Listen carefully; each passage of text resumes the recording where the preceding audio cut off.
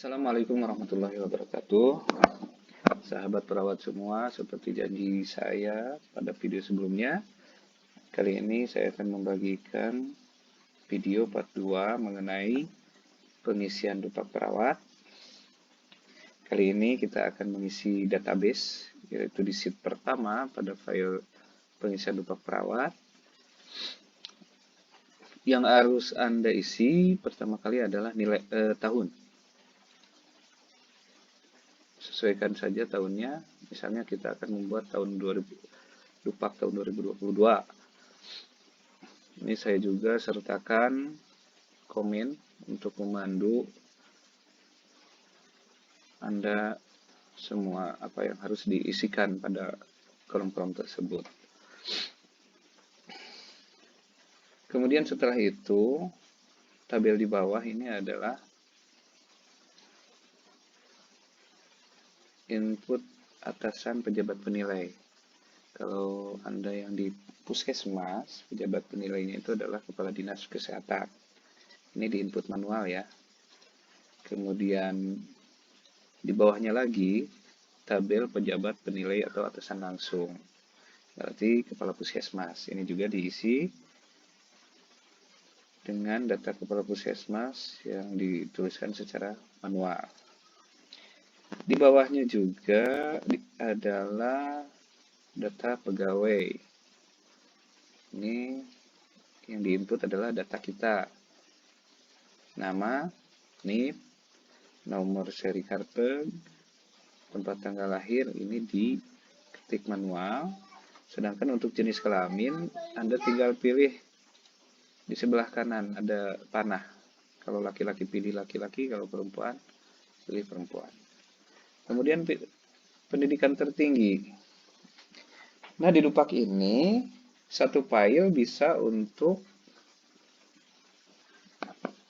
kategori ahli atau terampil. Makanya di pendidikan ini bisa dipilih pendidikan yang ahli ataupun yang vokasi. Ya, ada D3, ada S1 keperawatan. Pendidikan tertinggi, pangkat, golongan ruang, dan jabatan ini akan saling terkait. Misalnya, jika kita memilih S1 keperawatan, jabatan di bawahnya ini adalah perawat ahli muda.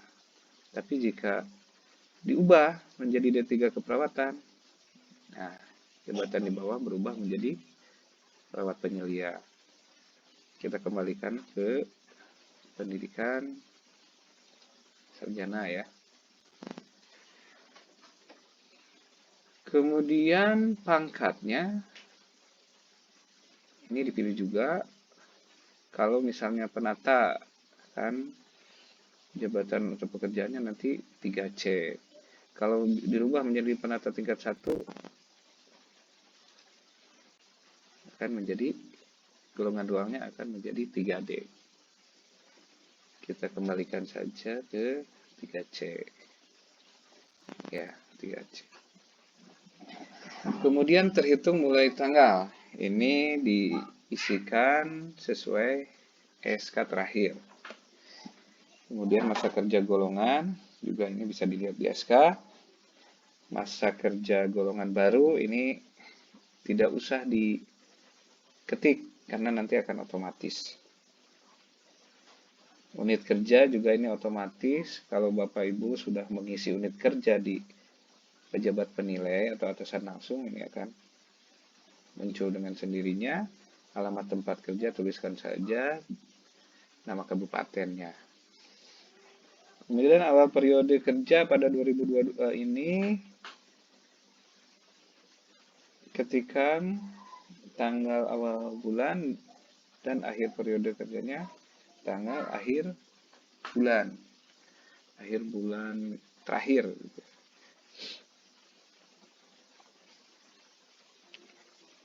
Kemudian ini yang kuning ini adalah target kenaikan pangkat. Target kenaikan pangkat ini akan mempengaruhi target angka kredit. yang Bapak Ibu harus tempuh, harus penuhi. Misalnya, target kenaikan pangkat kita adalah kalau mau santai misalnya ya 4 tahun aja lah, 4 tahun. Maka bisa Anda lihat di kolom yang diberi tanda kuning ini akan berubah menjadi 25. Kalau misalnya target kenaikan pangkat kita 3 tahun, 3 tahun. Ketik 3, target juga yang di bawah akan berubah. Kemudian pada tabel di bawah ini,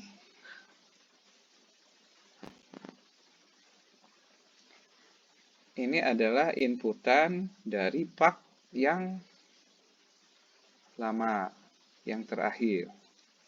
Kalau Anda lihatnya dari pak, maka tinggal mengisikan angka-angka pada unsur ini, pada pelayanan keperawatan, pengembangan profesi, dan penunjang keperawatan. Misalnya keperawatan, pelayanan keperawatan 175, ketikan 175, misalnya pengembangan profesinya 20, penunjang keperawatannya 5. Tapi kadangkala Anda tidak mempunyai pak. Itu yang sering terjadi. Angka kredit ini hanya bisa dilihat pada SK. Maka langkahnya, mau tidak mau, ketikkan aja angka di SK-nya, misalnya 200.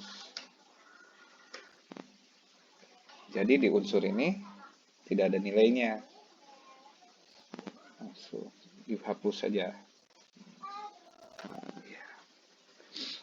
Jadi bisa diketikkan langsung pada nilai angka kredit pada SK, atau jika punya paknya, diketikkan pada unsur pelayanan keperawatan, pengembangan profesi, dan penunjang keperawatan. Misalnya kita punya paknya, hapus saja ya. Punya paknya, di sini 175, pengembangan profesinya 20, penunjang keperawatannya kita punya 5, 200. Maka 200 ini adalah angka kredit yang kita dapatkan ketika ingin mendapatkan pangkat 3C. Ya, sesuai dengan ini ya di sini. 200. Ini adalah kolom bantu. 3C penata, baik S1 keperawatan maupun D3 keperawatan, perawat ahli muda ataupun mahir, pada golongan ruang 3C, pangkat penata, jabatan perawat ahli muda mempunyai nilai 200.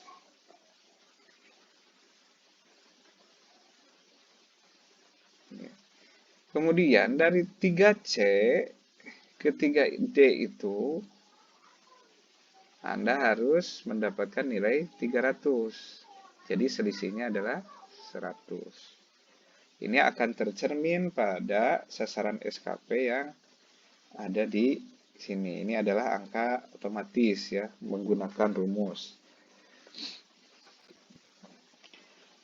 Kemudian cara membacanya begini.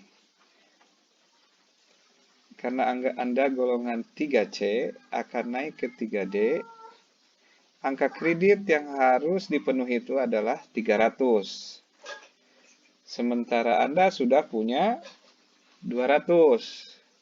Jadi sisa targetnya adalah 100. Sisa target 100 ini akan Anda tempuh dalam waktu 3 tahun. Maka angka kredit yang harus dikumpulkan dalam waktu 1 tahun adalah 33,3.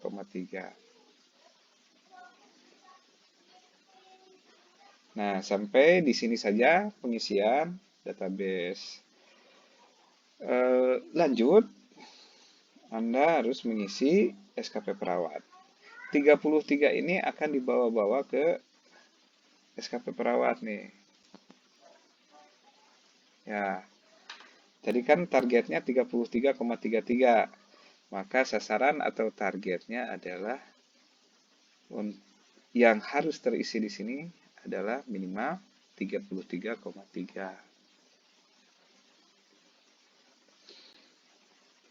Baiklah, sampai di situ dulu. Kita lanjutkan pengisian SKP perawat pada video part 3. Assalamualaikum warahmatullahi wabarakatuh.